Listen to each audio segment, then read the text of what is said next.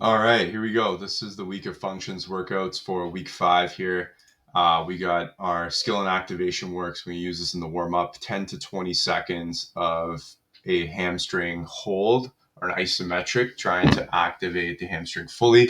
Now, we got both the inside kind of portion of the hamstring and the outside portion. So, play with seeing which one you can't feel as well, and let's focus on that one. I'd rather you turn on the areas that are less or poorly mapped out in the brain and try to get those ones fired up over trying to just do the ones that you can already feel. So let's try to kind of activate or discover and see maybe outer hamstring on one leg doesn't activate, and then the other one is more the inner hamstring. So we can kind of isolate that.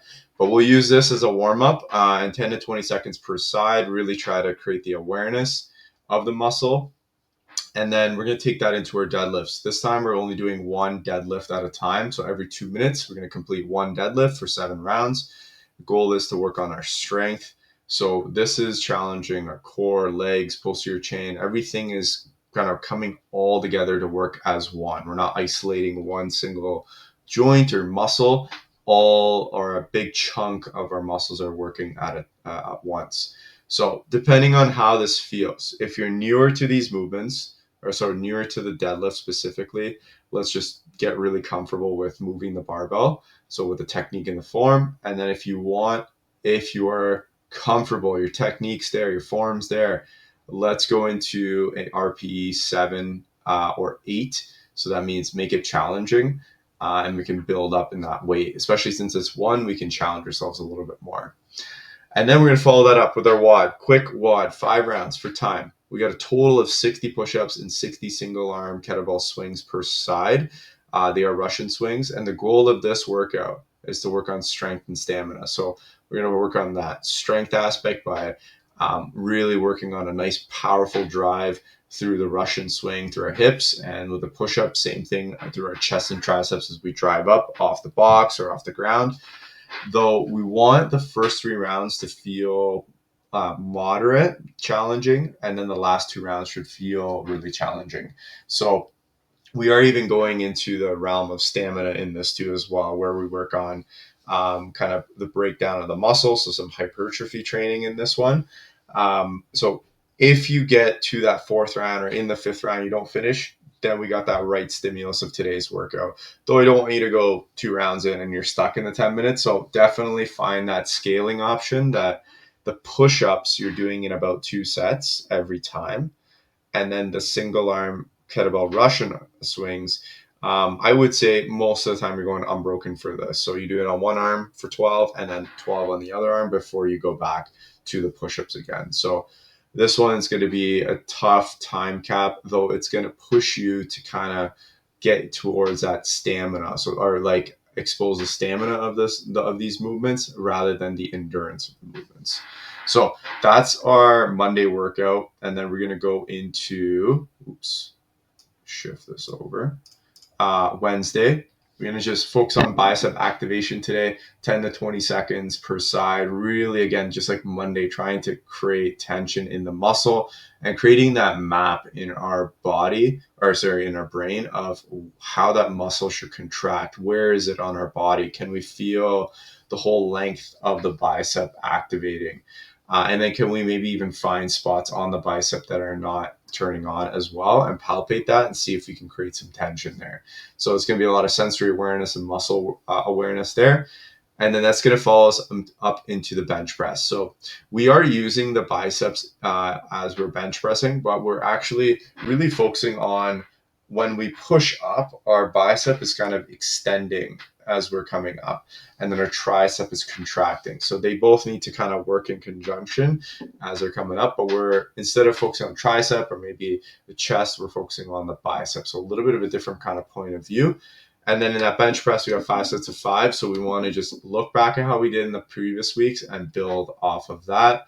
If it feels good, like I said, we can go up on a higher effort level. So 7 or 8 out of 10, depending on how it feels. Then to finish it all off, nice and simple, 3 rounds for calories, 2 minutes on of rowing, 2 minutes off. So we want to push the pace on those 2 minutes because we got a full 2 minute rest.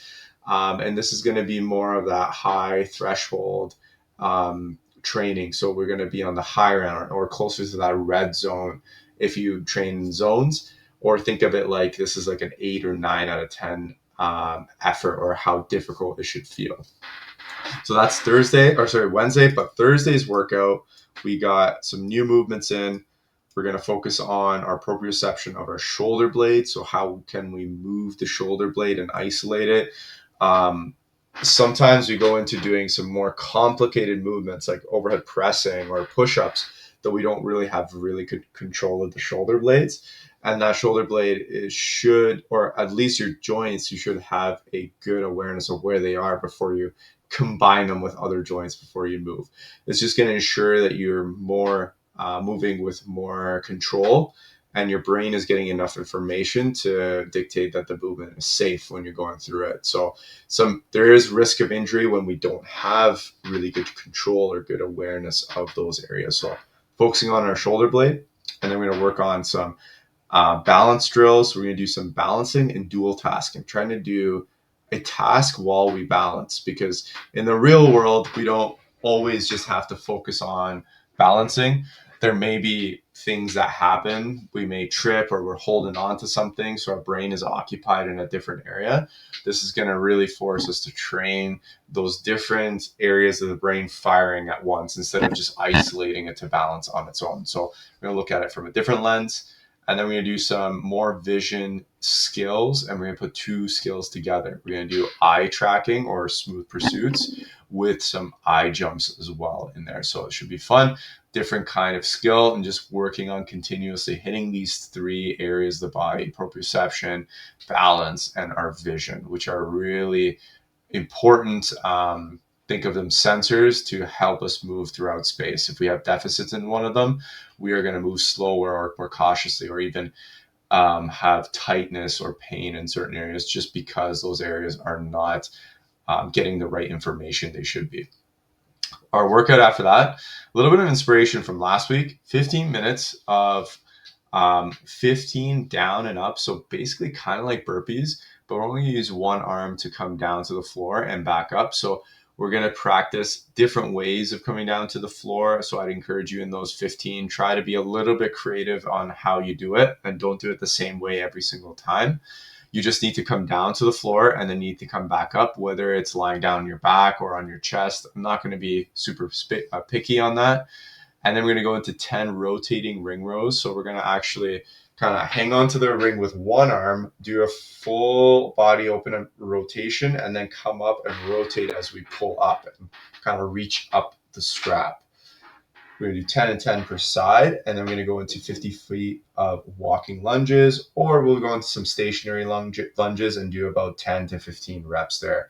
So we're working on our stability, and we're working on balance. You'll feel like you're kind of like wobbling in some of the movements, and that's okay as long as you can correct and adjust. If it's too challenging where you're losing stability, then we should regress it a little bit so that it's an appropriate dosage for you, so that you get a good challenge, but you can still maintain control. And then going into our last day of the week, our Saturday workout. So as usual, we're going to mobilize the diaphragm, really create awareness around our breathing.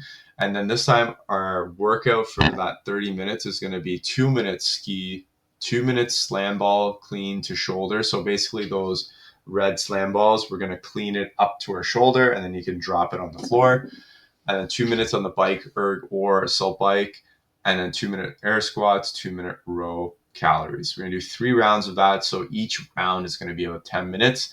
We are on the machines and doing the movements for a little bit longer. So let's go at a pace where we can hit endurance rather than taxing stamina right away. So if you go really fast, you're going to hit stamina and you're going to tire out real fast. If we can kind of do a little bit of a paced approach to it, we can hit endurance, which is more of a centrally fatiguing thing than a locally fatiguing thing. So focus on that for today's workout. And other than that, I hope you guys enjoy. We'll see you guys at the gym.